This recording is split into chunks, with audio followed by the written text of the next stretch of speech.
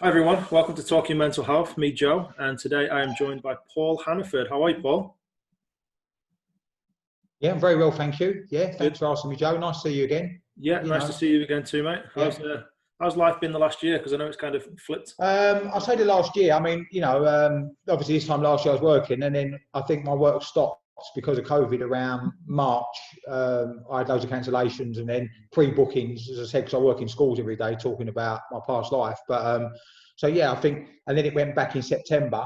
So I've had some physical stuff, then it's been online. But considering I was going to schools every day, like where I met you and all over the country, to literally probably 90% of my work just went on the pause button, which is Yeah. quite frustrating, I guess, for all of us. We all sit in it. It's all new to us. No one knew what was going on. Mm. Everyone was worried about their income. Those that were self-employed like me, and how they were going to pay their bills, etc. But no, I was okay. Put on a bit of weight, I Haven't guess. we all? Put on a few pounds over the months, and I'm slowly knocking it off now. But yeah, I was okay. Yeah. I was okay.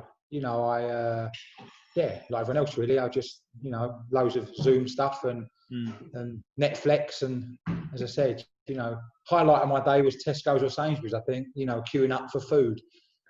But Yeah. I hear you. that's all my money went. All the money I had, they think I was just queuing up and buying stuff. But no, I'm grateful. I'm really grateful. And now, as I said, nearly 10 months later, we have a bit of light, don't we? Now we have a vaccine. It's being rolled out fast and furious, and I'm sure in a few months we'll all be back to some normality. Yeah. Hopefully, that's the dream anyway. So you've Yeah. got some story. I mean, I've heard you speak at a school before when I was working there, and it's incredible. So are you happy to just go back right to the beginning and just Yeah, talk? 100%. I'll let the watcher know that what happened to me, which was horrific, because I'm 14 years, away from drugs and alcohol now. I celebrated that last month. I'm still, in a sense, physically, not mentally, suffering. I still have holes in my legs from years of injecting heroin and crack, from open wounds. I mean, they got a lot better. I've still got needles stuck in me. I've got medication I take every day because the blood clots in my legs. I've not got out of the woods yet.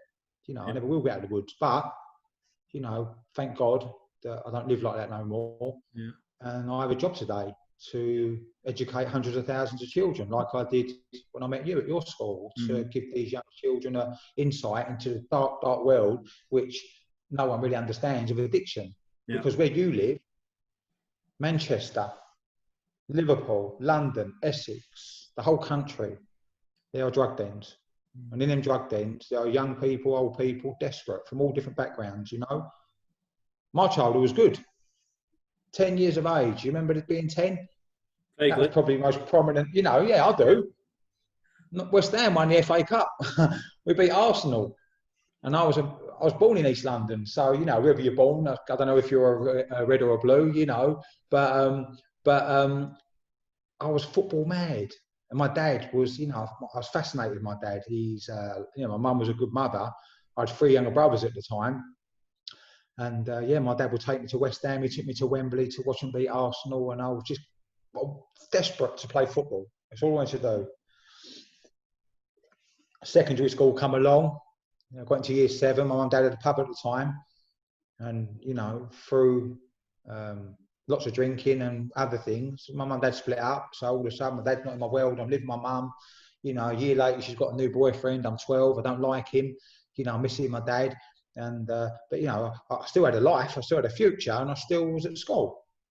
But unfortunately, come 13, I tried cannabis, and it's not everyone was smoking it then, but there were a few boys, some of them a little bit older than me, and it changed me really.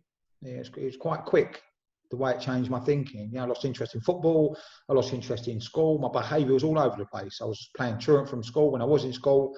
They couldn't control me. So I think in a space of about 12 to 15 months, because of my behaviour, I attended 3 schools, and I got excluded from all 3. So now I'm coming up to sort of like 14 and a half. So I should be, what, year 9, year 10. And I end up in a PRU, pupil referral unit. Yeah. Which a lot of people know is alternative provision. Then they called it intermediate treatment. So anyway, there wasn't that many schools like that. So I've turned up at this school and there's about 50 of us. So you've got a mixture of white boys, black boys, Asian boys, and you probably had about half a dozen girls, but the rest of it was boys, all from Essex and London. 90% of us were cannabis smokers. So can you imagine what our behaviour was like? After school, we're going out and we're committing petty crime to get our cannabis, and then we was all heavy drinkers. I mean, to be honest with you, I'll smoke weed every day from the age of 14. I mean, and I used to get shoplifting and that, and then I was drinking lots of alcohol. And I don't mean a can of beer. I'm on about Tennant Supers, Kestrels, really, really powerful, strong lager, up to 8 tins a night. So, I'm looking at 15, and now I've picked up a load of convictions. I've got a big knife on me. I'm out of school. I got chucked out. So I should be in year 10 doing my exams. I'm not. I'm running around Essex and East London, big knife in my pocket. So now, obviously, I've got a relationship with the police. They're doing their job. They're arresting me. I don't like them. They don't like me. And as things went on, Joe, I got a little bit older, a bit stronger, and I started drinking in pubs, and then the crime sort of changed. I started doing a little bit of a little bit credit card fraud, shoplifting, buying and selling stolen goods. Only petty, really, nothing major. But, I was still quite a smart kid, and I was earning quite a bit of money. The drugs sort of changed. It was like ecstasy, some LSD. And I don't think from the age of 14 to probably, to say 20, when I'm in pubs, there wasn't one day where I didn't get drunk or high, constantly, apart from when I was probably in jail, for a few months, young offenders and that. And I thought I was going to live the rest of my life like that. Honestly, I was quite convinced the rest of my life I was going to, be a career criminal, have a nice car, do the odd prison sentence, and have all the watch and all that rubbish that goes with that plastic gangster world. And then I remember one of my gang members went to prison. Only a short sentence. I think handing stolen goods. He got 3 months in Pentonville. Anyway, come out, and I remember one night we were sitting there, and we'd been out, and we'd come back, and we couldn't get any weed or cannabis, and we couldn't get any beer from the off license. So we're sitting in his flat in Essex, and he said, "Oh, so I've got to tell you something." He said, "While I was in prison," he said, "I tried heroin," and I went, "What?" And I thought, "Did I hear you right?" Because that word to us, heroin, was like scum. And the reason we hated that word heroin, because we see heroin addicts, like everyone does. And these guys were sitting in doorways, injecting with needles, rotten teeth, unkept, skinny. At this point, I'm 20, I'm 18 stone, I'm immaculate. I'm obsessed with how I look. So anyway, I was sitting there, and a couple of hours later, he said, "Oh, there's a guy upstairs in the block of flats, he sells it. Do you want to try some?" And anyway, curiosity, always with me, like it was with the cannabis. I thought I'd be all right. I tried it. He went and got some. And I remember that night clearly. And, I thought I was in heaven that night. I'll tell you what, Joe, it's so powerful, this drug. It was the gates to hell, as I'm going to explain. Within 12 months of me smoking that bit of heroin on the foil, 1 year later, I'm no longer a gang member. They don't want nothing to do with me. We'll come back to them. I've lost 5 stone in weight. I've stopped eating. My teeth have gone black. I don't wash them anymore. I wear the same clothes every day. And none of my family ever see me again. And I live in drug dens. Now let's talk about drug dens. I'm waking up, which those pictures I showed you when I come to your school. I'm waking up in drug dens now, all over the place. And there's all strangers in there. And they're from all different religions, male, female. The females, 90% of them are having to sell their bodies. So they turn to prostitution. And you look at these girls, and you could tell once they were pretty, but they're in their 20s. They've lost their teeth, some of them. They're cased in cheap makeup. They look like they're 50 years of age. They're in their mid-teen, their mid-20s. And you look and you're thinking, my God. And then, and then you get speaking to these people in these drug dens, and you hear they're coming from like private schools. Some are coming from comprehensive schools. Some are coming from really affluent backgrounds. Some are coming from broken homes. Addiction don't care about us. It's got us. It's got us. And then there's needles everywhere, and you're sharing needles in crack dens. Then what's happening? 2 years later, I got into crack cocaine. Crack cocaine, you're meant to smoke it on a pipe. Oh, no, not me. I want to go one step further and start injecting it. Problem, you see. You start taking heroin, most people spend about £50 a day on heroin, and then they're just comatose. It's one of them drugs that knock you out, basically. But with crack cocaine, it's completely different. I was £400 a day, minimum. So for me to get £100 worth of heroin and £400 worth of crack, or half and half, 250, I've got to earn £500 a day, which I did, £3,500 a week. Now I've got to go out and do shoplifting. That's how I got my money. So I'd have to go to department stores all around London, the high-end stores, yeah, big shopping centres, and I used to nick clothes. So now I've got to nick £2,000 worth of clothes a day to sell for 500 a quarter. That's what you get from to buy my drugs. So at this point now, I'm going out Monday to Friday. There's no day off for me, and I started injecting crack. So you've got memories. I'm getting 500 quid maybe in the afternoon at 3 o'clock. I buy my £500 worth of drugs. Yeah, I go to the crack den, where there's a local crack den. I've not eaten for 5 days, and yet I spend every single penny in my pocket on drugs, and I'm literally starving. I've lost a hell of an amount of weight, but it didn't matter. So where I started injecting, needles are snapping off in my arm, and I started getting ulcers in my legs, open wounds, as you see. Mm-hmm. So now I've got no bandages. So now you can see bone, it's infected, it stinks. I'm wrapping nappies around my legs. The reason I've got to wrap nappies around, because so much blood's coming out of it through the day. But then another night when I'm sleeping in the crack dens, I've got to get up in the morning and get the nappy off because it stinks of infection. So obviously when I'm pulling a nappy off, big chunks of skin are coming off. There's no hot water in the crack den, so I'm using cold water in the bath to, you know, these drug dens are everywhere where you live. Round the corner from where you live, I don't know where you live. Round the corner from where I live, there's drug dens now. And the same thing's going on. There's needles everywhere and blood and, you know, people sharing needles. And I'm looking, I'm thinking, my God, you know, this ain't one night. This is every day for the next 15 years of my life. Then the violence starts, because what happens is you start getting drug dealers, and they love drug addicts because they're good earners for them. If you've got one drug addict spending like me £500 a day, and I'm spending £3,500 a week, work that out over a month and a year. Mm. But then they start to obviously, you know, you get in debt. And I got in debt one day with a drug dealer, couldn't pay and stabbed me. Not once, you know, a few times. And he killed me. And then, you know, it got really, really like lonely, really lonely, to the fact where, you know, I didn't care about my mum on her birthday. I left my girlfriend years ago. She hadn't given birth to my daughter. I didn't care about it. Joking, yeah. All that addiction wanted me to do was sitting behind some curtain in some filthy crack den, inject myself and share needles with strangers. You know, but I got in a really, really bad way. Until one point, it got to the point where my life was about either being in a hospital bed because I've overdosed on drugs, a prison cell because I've been nicked for shoplifting, or crack den. That was my life, literally. I didn't care about food. I didn't care about washing myself. The infections in my leg were extremely painful. And it got to the point where I had to go into shops and run out of stuff. Now I can't get to the shops because my legs are bad.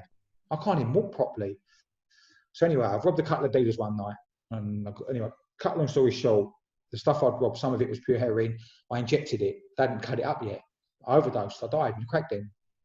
Now, I know nothing about dying. People say, oh, you know, people that die and come back to life, do you remember it? Nothing. All I remember doing is injecting this drug, waking up with paramedics over in the back of an ambulance.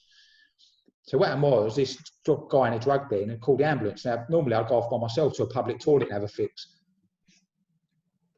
So I woke up in the back of this ambulance. They brought me back to life. They defibbed my heart, took me to the A&E, give me a blood test.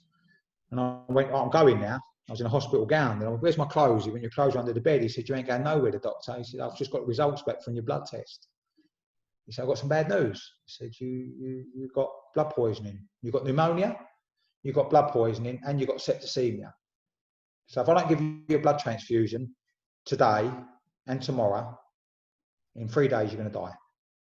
You'll die. Your hemoglobin's dropped. You know, like your blood cells have dropped so much. You'll just, the drugs won't kill you. The pneumonia will, or the infection in your leg will kill you in 3 days' time. Stay in the hospital. If you leave, you're going to die. And what I do, push them out the way and left, because the drugs I'd robbed and overdosed, I left it in that crack den. So on the way around, I walked past the police station. Now, you've got to remember at this point, Joe, right? Yeah, for years, I've had a serious bad relationship with the police. I don't like them, they don't like me.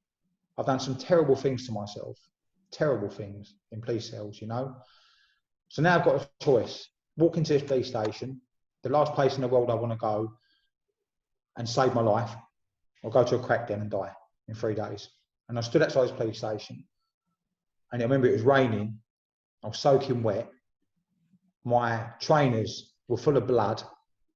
where my legs have been weeping. You know, because I used to have to take my trainer off every hour. I was walking about a lot to pour the blood out, because it's just soaked out of the nappy.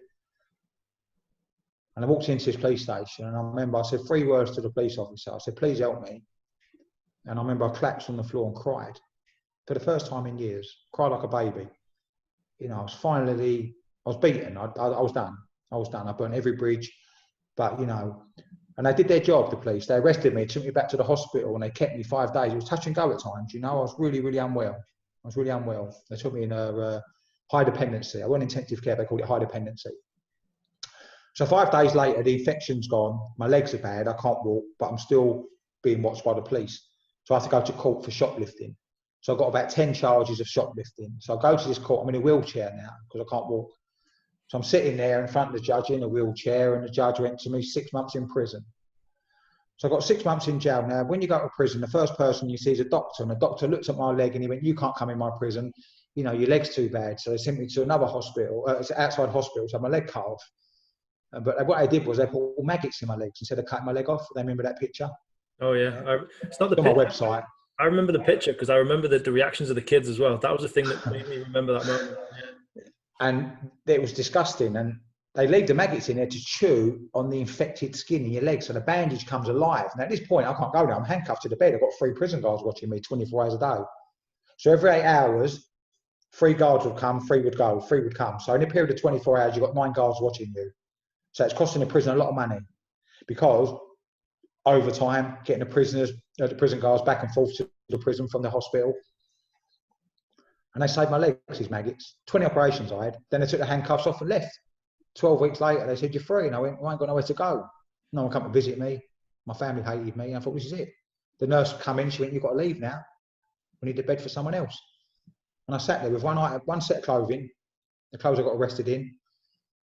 And I remember one of the nurses washing for me. And I said to her, I ain't got nowhere to go, nurse. And she went, well, we need the bed. You've got to leave. And I thought, if I go, where do I go? Back to the crack den? Because that's all that was available to me. But I'd been clean for 12 weeks in that time of being handcuffed to the bed.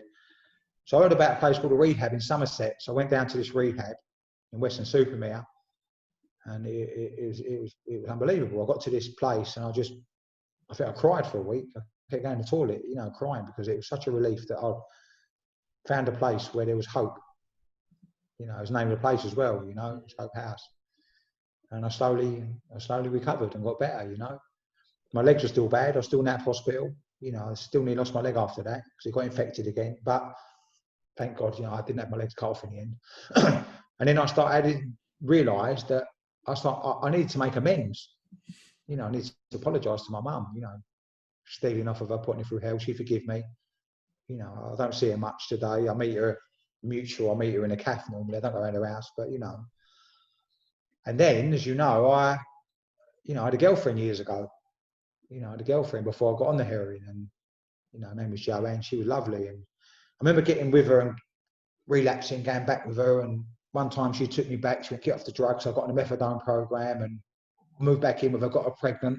And when she was 5 months pregnant, I moved out. I left, got back on the gear.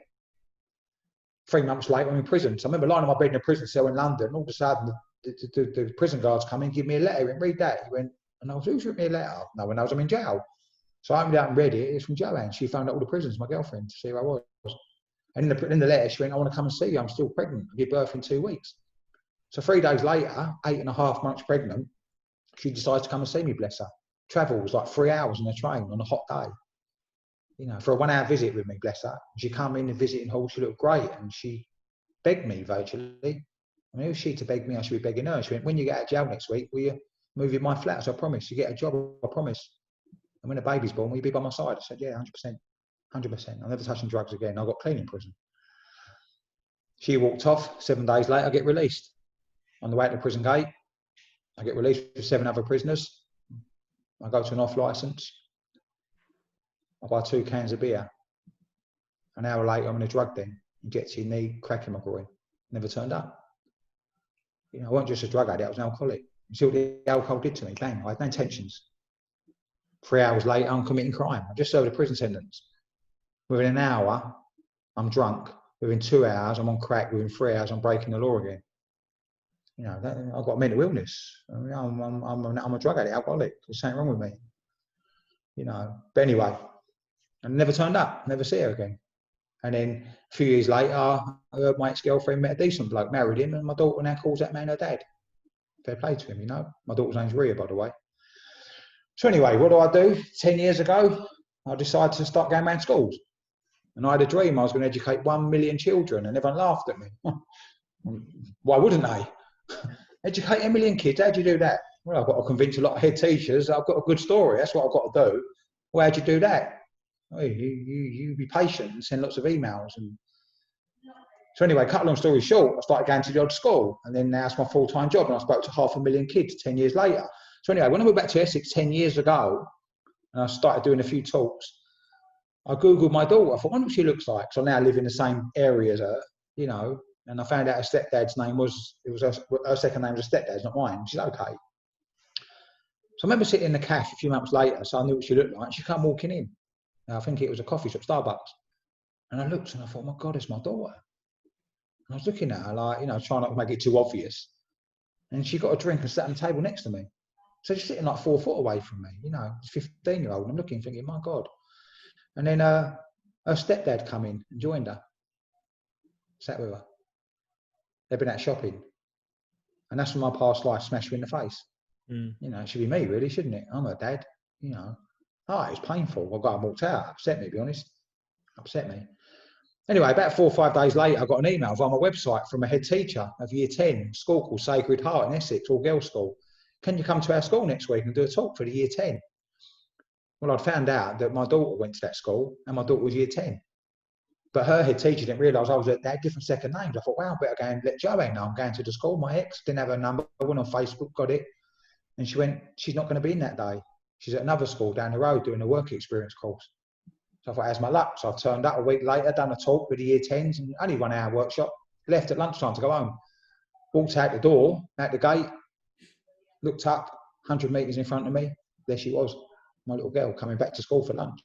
And as you know, Joe, I speak to tens of thousands of kids every year. I ain't scared of kids, but this 15-year-old little girl walking towards me has no idea who I am. Has no idea who I am. And it's just me and her in the street. My heart is in my mouth. I'm terrified of rejection. I didn't want to scare her. I was scared myself. And what do you say to this girl? What can I say to her? I walked up, so I put my hand out. I said, Ria. And she looked at me. She went, who are you? I said, I'm your dad, Paul. She gave me a hug. We spoke for 5 minutes. I can't remember what we spoke about. I was so nervous. She walked back into school. And do you know what, Joe? It was the best day of my life. I'd waited 15 years to do that. So I rushed home, wrote her a letter. I can't read properly or spell or write. It took me hours. You know, my handwriting is like a 5-year-old's. So I thought the slower I do it, the more brighter I look. And it was a men's letter, really, to apologise about my past and say, you know, I'm really sorry that I was mentally unwell. I had an addiction and an alcohol problem. I'm no longer in a gang anymore. I'm now clean and sober. And I'd love to come. I'd love to see you again. And I put my address at the bottom of the letter. And I even got a bit brave and put P.S. Love, Dad, and put a kiss. You know. And so, as I said, I left my address on it and my phone number. If she contacts me, gives me a letter or texts me. And about 4 or 5 days went by after the letter. So I was checking the mail, no letter. Checking my phone every day. A week went by. I thought, I know what I'll do. I'll send her a friend request on social media. No reply. So 2 weeks went by. So after 2 weeks, I thought, she must have seen my friend request. She must have read my letter by now. And clearly, she's decided that she didn't want to see me. You know. And I was gutted. So I thought, our life goes on, really. So on the following day, day 15, my phone rang. I picked it up. It was Joanne, my ex, Ria's mum. And she went, you all right, Paul? I said, yeah, what's wrong? She went, don't worry. Nothing's wrong. We just got back from holiday. They'd been away for 2 weeks. And she said, Ria's, where's your letter? Would you like to take her out next week for some food? And I was like, I think I just, you know, I thought, did I just hear her right? Anyway, a week later, I picked my daughter up and we went for a cheeky Nando's together, you know. And as you know, I see her quite often now, you know. Yeah. Obviously not COVID, I haven't been out to see her properly. I dropped some presents around her house. They left them on the door and that, you know, and she said hello to me from a distance. But yeah, I'm a responsible dad today, you know, and I can only do that by being clean and sober, you know. And as I said, I know you talk about mental health and the struggles men and women have, you know, but I know obviously with mental health, it affects all of us. But I think if you look at maybe the suicides and things like that, it's more young men, isn't it, than women, I think, you know? And I don't know what age bracket it is. I know it's men in their probably their 30s, isn't it? Mid-20s to 30s or whatever it is. It doesn't matter, does it, what age it is? So look, what I worked out was that my mental illness was related to addiction, alcoholism. It must have been, yes, it's an illness, right? So what I started to do was I started to find these groups where people go, it's for free, yeah, right? They're called a fellowship. And I went to these groups and I started hearing stories where people, not similar to mine, a little bit similar, different, but all people from all walks of life, different religions, you know, just all people I met in drug dens were turning up at these groups and they were sharing their experience and their hope and their strength, what they get from the group. And I found the power of conversation. We hear it a lot with mental health, you know, talk to someone. And it takes a lot of courage to pick the phone up or to admit to another human being that you're struggling. For a man to cry in front of another man and say, you know what, because, you know what, a man's not allowed to cry? Of course he is. Where's that old rubbish come from? You know, it's okay for a man to cry. It's okay for me to get vulnerable. I cried in front of them strange police officers, you know, that I didn't like because I was desperate. But they helped me. They didn't reject me. I cried in the rehab. They didn't judge me. They helped me. You know, all I had to do was surrender and go, do you know what? I'm in a bit of trouble here. Please help me. And the help's available. It's just the courage to ask for it. We're not alone here, you know. It might seem like it in lockdown, you know, but I've got a support network now. And I go on Zoom meetings with people in this fellowship, and there's loads of them. So, you know, if anyone after watching this, if it goes out before lockdown's off and they want to contact me, please feel free. I've got, you know, my name's Paul Hannaford. I've got a website, www.paulhannaford.com. I've got Instagram, I've got Twitter, I'm on Facebook, you know, because it ain't just about me helping you, it helps me as well. Good for my spirit to help people, you know, and that's what this program is. It's about all of us. And, you know, wait there a minute, Joe, I've got something to show you. I don't know if you know that a year ago I got approached to write a book. Now, please believe me, I had no intentions whatsoever of writing a book, because if I had, I'd have done it years ago, like some people do, yeah? They get a few years clean and they want to tell the world, you know, what they got up to. So I had no intentions, but last year I got approached by a dear friend of mine, and writing a book's not cheap. It's quite expensive, you know, once you get your ghostwriter and you publish it yourself. So he said, listen, your story's so powerful. You know, you experience everything from addiction, alcoholism, gangs, knife crime, self-harm, gun crime, prisons, mental health. Yeah, I've experienced all of it. Homelessness. You know, I was homeless for years. So, you know, I've experienced so much that is going on in the world right now. So anyway, I sat down and we agreed to write this book. We've got a ghostwriter. And the book isn't really about me, even though I'm in it from start to finish. And there are lots of people in it that didn't make it, that died. So I've changed the names to protect their identity, most of them, yeah? But there's lots of pictures in it as well, which I'll show you now. This is a book about all of us. This is a book about harm reduction, self-care, reaching out to people to, you know, to try and help them. And, you know, and it's here, I'll show you it. It's called The Unconscious Kid, yeah? Right? And it's just all the scars on my legs and that, which you can see. And I'll show you some pictures in there because obviously, you know, what you see in the thing, you know, this is just, you know, this is a picture of, you know, all my injuries, my legs and that, you know, you know, from the maggots and the blood and, you know, there's lots of pictures in there. But this isn't about me. It's about, as it says it in the back, you know, this book's for the interest of society. Anyone who's interested in the personal well-being of someone else.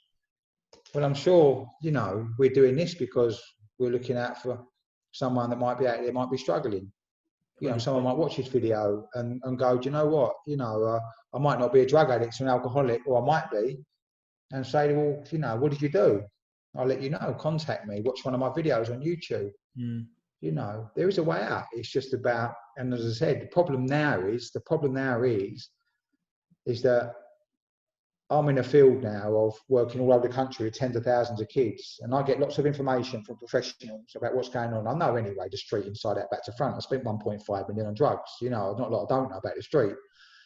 There are more drugs now on our street than ever. There's a drug been out for about the past year. I've just had a phone call from a lady that works in a children's home, and they're all on it. It's called Lean, Lean. And And what it is, it's like a drink that's mixed up with cocodamol and opiate-based painkillers. Now, this thing started in America many years ago, so now they're using other drugs. And, you know, when you've got these 13, 14-year-olds getting involved with opiates, within 10 weeks of taking them every day, you're totally dependent. Now, when you're totally dependent on a drug, and you haven't got a job and you're young, you've got to do a couple of things. Commit crime or get involved with the county lines and sell drugs from to fund your habit. So can you see what's going on? You know, you've got to look at 80% of all crime is related to drugs. 90% of people who take drugs who haven't got a job commit crime. So can you see the connection there that, you know, the stabbings and the violence and the county lines? But then we look at the amount. Now, your school, where I visited you, were fantastic. Fair play to them. You know, they got me in twice in the space of like 6-7 months. And we spoke to, I don't know, how many kids from the school? 1,100 that day? 950, I think, was the 950, yeah. So let's say 950. And we did what we did. And I put a picture on my Instagram and we got like 300 messages just from the kids saying, you know, we had no magic wand that day. But the fact you got me in there that day and we spent the whole day with these kids, there might have been one of me in there that was going down that alleyway. There still might be one or two that might go down there, but at least we've done something. At least we got together.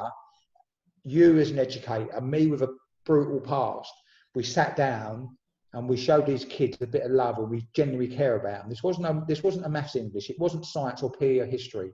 That's fundamental for kids' development, we know that. But outside that gate, everything happened to me didn't happen in the school. It happened outside the school gate. Yeah? So I strongly believe that you as a minority of schools, because I get bombarded with parents saying, why haven't you been to my son or daughter's school? I emailed the school, they never get back to me. And I've even found some of them blocked me on social media. I'm not slagging them off. You know, I never name and shame anyone. Every tweet I put out, everything I put on Instagram is to do with care and love and genuinely, and they block me. Why? I don't know. Why would you want to block me? I'm trying to offer you a loving workshop. You know, you look and you think, not all of them, please believe me, there are some, you know, like your school and you genuinely care about kids, but you look and you think, I reckon 80% of kids, all kids in this country, age 8 to 18, will never get a workshop in their whole schooling. Did you ever have one when you were in school? Never. Nothing. No. Not one workshop. And I was in one primary, 3 secondaries and a pro. And I never had one. No, you know, it was nothing. It was academics and academics, PE, academics, PE, academics. You know, come on. Look, when you're 10, it's ice cream and jelly. You're safe-ish. When you get to 14, 15, there's drugs and alcohol. We know that. So you've got to give these kids workshops regularly. The age of 10, the age of 13, the age of 15. Give them free, hard-hitting workshops. And when they get to that age where there is lots of drugs and alcohol, at least they're aware of consequence and choice. And the drugs today, all this spice and this lean and all this ketamine they're taking, you know, these are really, really dangerous drugs being manufactured in laboratories in this country, in sheds, in basements. You know, they're pumping all this rubbish in. Yeah, take it, kids. Go on, you get addicted and then you'll line my pocket. And then when you die, I'll go to prison. We'll find someone else to use or sell drugs to. Yeah. You know, you got to look, you know, I, as I said, what drug dealers do is none of my business. You know, I have one job to do. I wait for an invite to a school, a youth club. I turn up like I did your school and we do our best. But it just baffles me how some of these people in education are just geared around, that's it. Makes me wonder sometimes if they're trying to shelter the kids from stuff like that, you know, trying to keep them. You harm them. I know. You harm them. If you looked up safeguarding, I've read safeguarding 100 times. Safeguarding is to protect children from harm. So where does knife crime come into that? Yeah. Where does county lines come into that? Alcoholism, addiction, is that not harmful? Far more harmful than anything that's out there. So, you know, you're on a borderline. Safeguarding goes into duty of care, doesn't it? Oh, 100%. As an adult working with children, you have a duty of care. Working with children, you have a safeguarding policy, which you should adhere to. And thirdly, it's about the choice of education you're giving them. Now, no disrespect to any teacher. I admire them for what they do. But when you've got an English or maths teacher or a geography teacher trying to give a kid a talk around drugs awareness, I don't think it's as impactful as someone who's had a drug past to go and talk to the kids and show them my horrific injuries, show them the scars in my legs, the stab wounds all over me, you know? Yeah. I went to prison 14 times, drug-related. I self-harmed, drug-related. I ended up homeless, drug-related. I left my daughter's mother a week before she was giving birth, drug-related, alcohol-related. You know, you've got to look at all what I did, all the negative, life-threatening stuff I did was related to drugs and alcohol. So if someone would have come and spoke to me and my mates, who many passed away when we was 10 or 11, 12, that, you know, before we started experimenting, there may be, I'm not saying I wouldn't have done what I did, but at least I'd have been aware of consequence. Yeah. And some of the boys in my school or I met on the journey will still be alive today. Scotland, you know, I posted it on Twitter. You see all the stuff I post on Twitter. You know, Scotland's got the worst drug problem, heroin problem in Europe. I think there's about 2,500 deaths a year. You know, and you're looking, I just posted something earlier, I see something online, you know, been flooded now, obviously because lockdown, they're doing all this texting, special delivery, you know.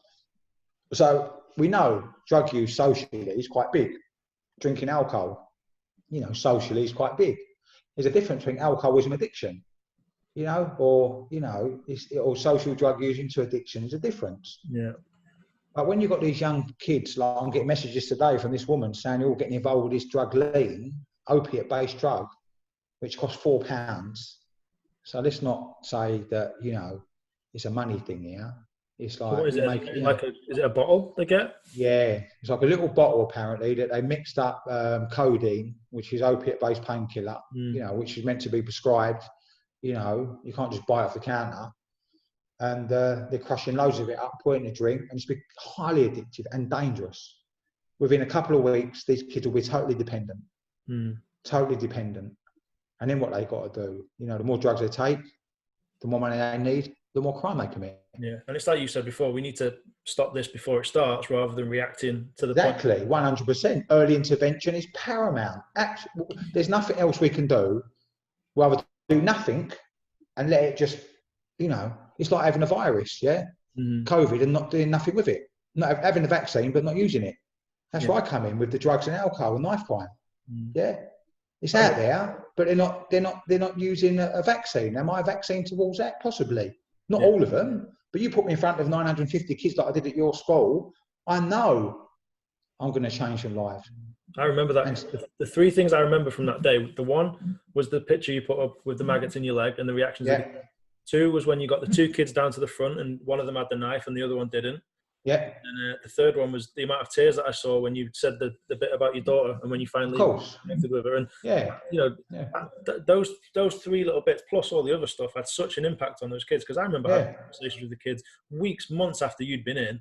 And do you remember that when that poor guy came in and he said this and he said that, and that, you know, that impact that you had not just on the day but long term as well had of course. Because I'm not like an hour, I turn up, tell a story and go away. The kids research me. So when I left your school and I went outside, I think, someone took a picture of me by myself in the hall.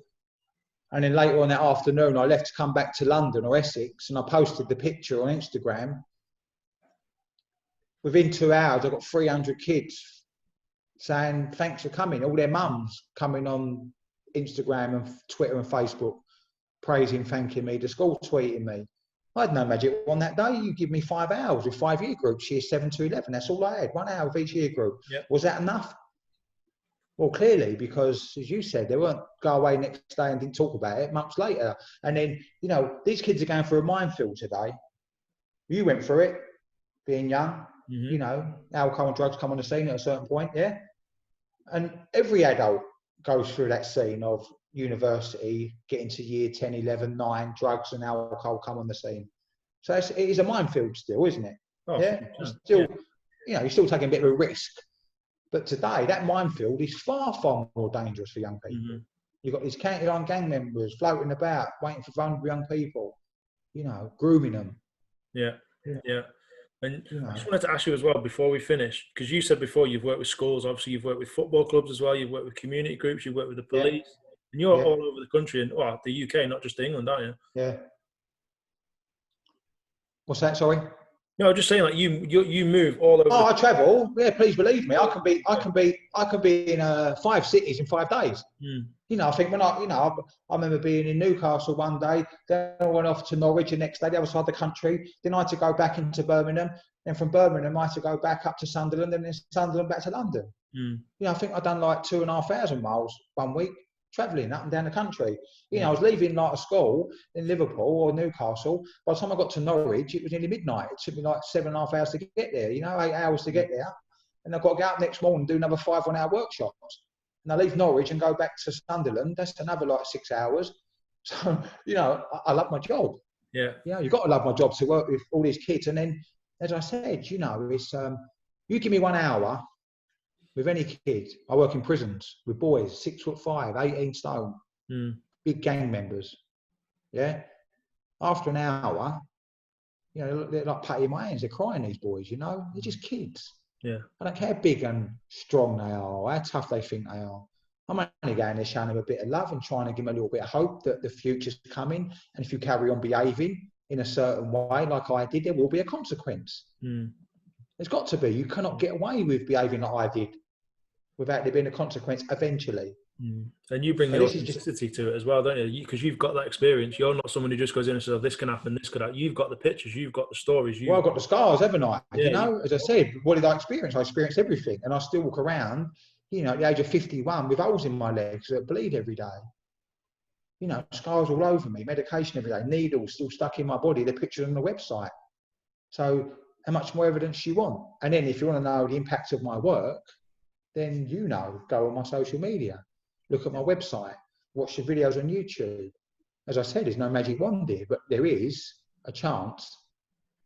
You put me in front of a certain group of kids, I can stop them, possibly, hopefully, living like I used to. You know?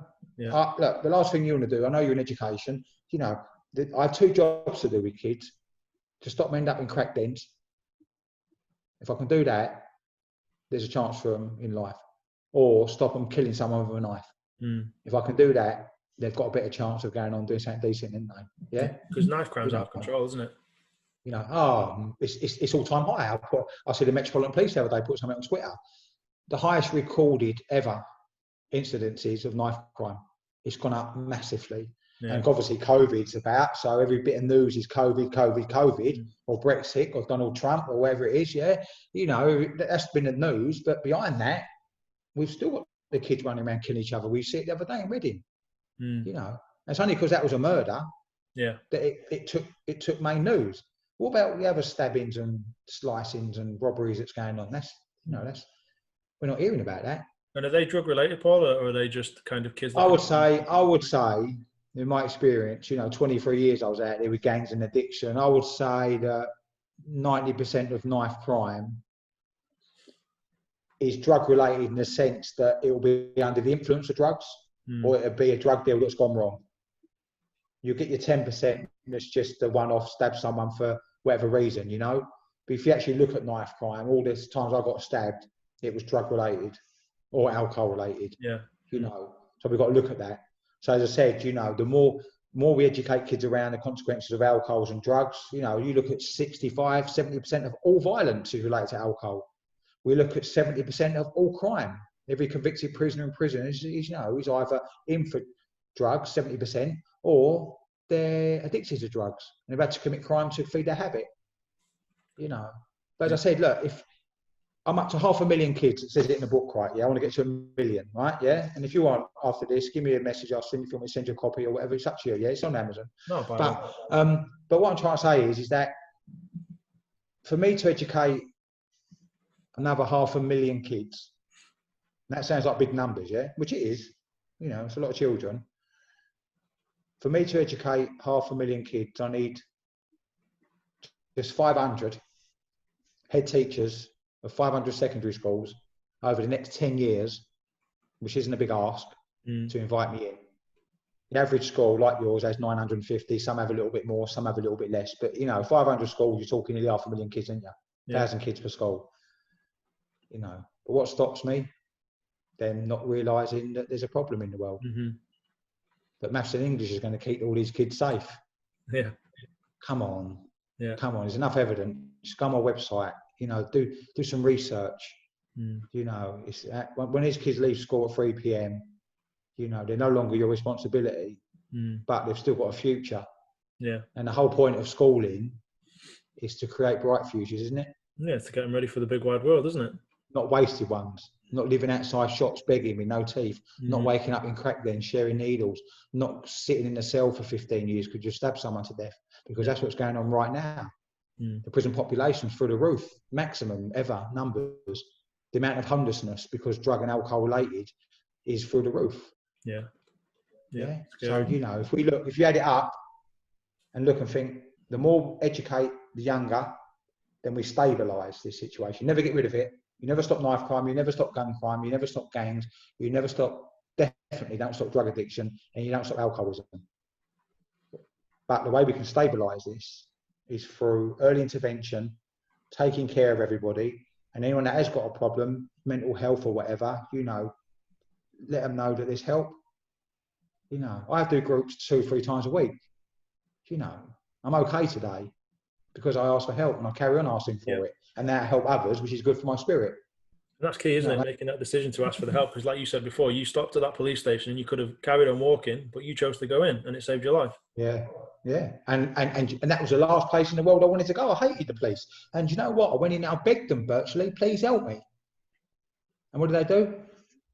Even though they didn't like me at the time, they helped me. And now, you know, the police now, they invite me to schools. I go all over the place, and it's like, you know, you think to yourself, wow, you know, it's like, what a difference, you know, that you know, I hated school and I hated the police, and now the police sometimes pick me up and take me to school. And I'm thinking, what's going on here? It's like, you talk about change, you know what I mean? It's like, wow, it's like, but I'm grateful, you know, look, this ain't about the police. It ain't about me anymore. It's just about me sharing my story with as many young people as possible and letting them know what's going on in the world. As I said, it don't matter. It doesn't discriminate. This book says it. I've used with rich, poor, middle class, white, black, Asian, Christians, Jews, Muslims, Sikhs. You think addiction, alcoholism cares about that? You're joking. No. Doesn't see a male or female. Doesn't see a colour of the skin. Doesn't see a religion. It just obliterates all of that. Yeah. You know? And I think, so as I said, hopefully, you know, I'll continue my work. I'm sure I'm going to get busy because, as I said, this stuff's through the roof. And when COVID and it's all safe for all of us, anyone that does watch this who is having a bit of a struggle with drugs or alcohol, feel free to contact me and I'll try and give you the best information I can to help you, or forward some information where you can access other agencies, professional agencies, If anybody, a parent is struggling or they think their son or daughter, please contact me via my website. I'll try and give you some information, You know, or anyone struggling with mental health, you know, and feeling a little bit low or feeling like, you know, there's no way out, please believe me, there is. You know, there is a life. You know, I've been there. I know where you're at. I know where you're at. You know, you just want to switch off your phone. You don't want to talk to anyone. You want to shut the curtains, and you know, and the power of reaching out and asking for help is incredible, and you'll get it. You'll get it. You know, as I said, I talk to hundreds of men every year, not just kids. You know, that are struggling, and you know, we have telephone conversations, and these men, I sometimes meet them if they're local for coffee, and try and pull them out of that, and you know, and then they get better, and then they go off and help other people. What a beautiful thing, eh? That's what to share your experience and your hope and your strength with another one to help them. How do you think I got this far in life? By sitting on my bum doing nothing? Of course not. Of course not. You know, I worked for 3 years for nothing before I started getting paid for schools. You know, so I was on benefits, and obviously I started to get a bit of a living, and now I pay taxes. I live decent. You know, that was okay. It was good for my spirit. That's you know, so important. So thank you, Joe. Thank you. Appreciate you taking. If you want to put some stuff out later on social, whatever, it doesn't matter. As I said, I'm always online. I'm always willing to help anyone. I get, you know, if I get a message, and as I said, you know, if anybody's a little bit skint and they want a copy of my book, I'll always send them a copy. I've sent out loads of copies. You sell people. It's a lot in here. There's a real lot in here, you know, about life. It ain't just one of them ego autobiographies. It's got nothing to do with that. This is about humanity and how we can keep ourselves safe, you know. We need to get a copy of that into everyone's hands, don't we? Yeah, I'll tell you what, I'd like to give a copy to every head teacher in the country. Mm. And I'm sure once they've read it, I know I keep on about head teachers. They're wonderful people. They have a responsibility though, don't they? Mm-hmm. And it ain't just about academics. It's called PSHE, personal, social, economic health. That's everything outside the school gate. Yeah. 100%. Yeah, got to make sure these kids are going in the right path, aren't we? And give them every opportunity. Yeah, hopefully, you know what? Hopefully, I'll be back in Manchester. You know, I know Harriet Fold follow me on Twitter, and the head does. You know, she's a lovely lady, and she's always, we're always communicating. And I know that everything's online and a little bit, up in the air at the minute. But do you know what? I think I don't know. I'm not a scientist. I'm not a doctor, but I think give us 10, 12 weeks, we'll be okay. Yeah, I'm not at Harrop anymore. I left a while ago, but I know. Well, okay. Are you back in education now, or what are you doing? No, so I'm working for myself at the moment. Brilliant. Some coaching, mentoring stuff with young people.